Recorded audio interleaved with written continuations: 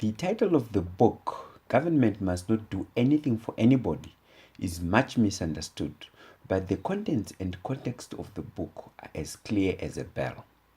Taking its cue from Abraham Lincoln's wise quotable quote, which says that you cannot help men permanently by doing for them what they could and should do for themselves.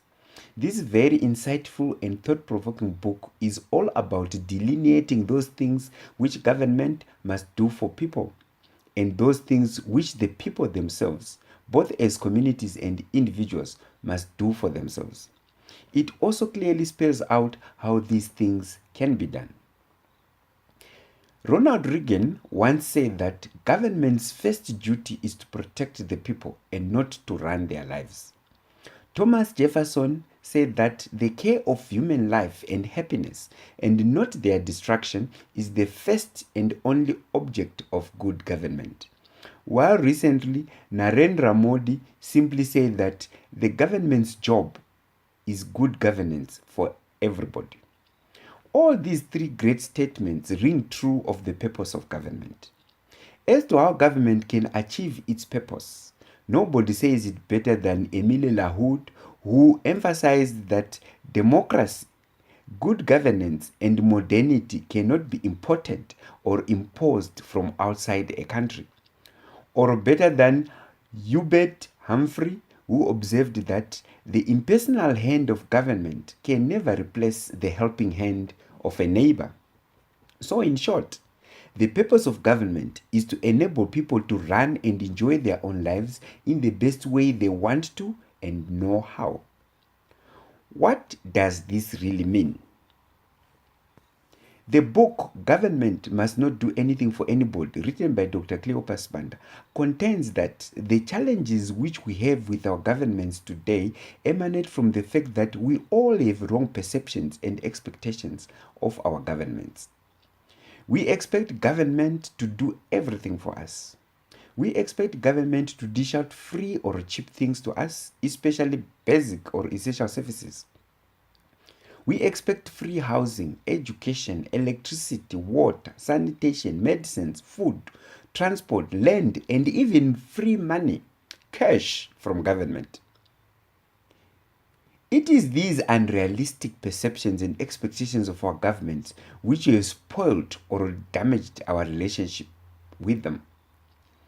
The book, Government Must Not Do Anything for Anybody, contains that the duty, purpose, or obligation of government is not to do anything for anybody, but just to ensure that all people under its jurisdiction equitably access their basic and God-given human rights. As such, the book contains that there are only 9 basic or natural mandates of government, these being 1, to govern, 2, legislate, 3, serve, 4, listen, 5, work, 6, deliver, 7, empower, 8, compete, and 9, protect. Anything else is just an added bonus. What this means is that government has the duty, mandate, or obligation to govern or to control through the enactment and enforcement of legislation. While it is doing that, it is also obliged to serve the needs of the people and not the needs of its own bureaucracy. The legislation which government enacts must serve instead of enslave people. For that to happen, government must listen to people and work to deliver on people's needs through empowering them to do things for themselves instead of doing things for them. In order to ensure that people become the best of what they can ever be in all spheres of their lives, government must allow and enable people to freely and fairly compete with each other everywhere, while at the same time ensuring that those who, for whatever reason, fail to compete or lose out in the competition are socially protected. Although the theory of the survival of the fittest is as espoused by Charles Darwin, is a natural and everyday phenomenon, this modern and civilized world cannot just let those people who cannot compete or those who lose out in the competition for survival perish just like that. That is why the United Nations recognizes social protection as a basic human right. The book, Government Must Not Do Anything for Anybody, contains that government can successfully fulfill all its 9 God-given mandates by simply just adopting the correct governance strategy. Thus, in order to succeed, government must strategically ensure that it is indeed a government of the people, by the people, for the people, or simply put, a democracy. Thenceforth, government must strategically ensure that there is true, complete, practical, and meaningful separation of powers, people, and functions between all the 5 basic structures of government. These 5 basic government structures are as follows. 1. The government oversight structure is represented by the head of state. 2. The government policy decision-making structure is represented by Parliament. 3. The government policy implementation management structure is represented by Cabinet. 4. The government policy implementation structure is represented by the Public Service. And finally, 5. The government policy implementation audit structure is again represented by Parliament. All these 5 basic government structures must clearly and strategically stand out as distinct and separate entities, staffed by completely separate people and with separate but complementary duties and responsibilities. Governments which breeze into power without a strategy will be sailing an uncharted sea. Such governments have no vision or mission, and they'll always end up anywhere, including nowhere. Government must know its actual mandates or obligations and then just stick to those while leaving people alone to enjoy their right to life, liberty, and the pursuit of happiness. That is all. Government must indeed not do anything for anybody. Get this very insightful book from Amazon Books today and enjoy its teachings. Once we have learned and known about the correct purpose of government, we must then embark on the wondrous task of trying to determine or diagnose what would be wrong with our own governments if we think, as we always seem to do, that there is something wrong with them.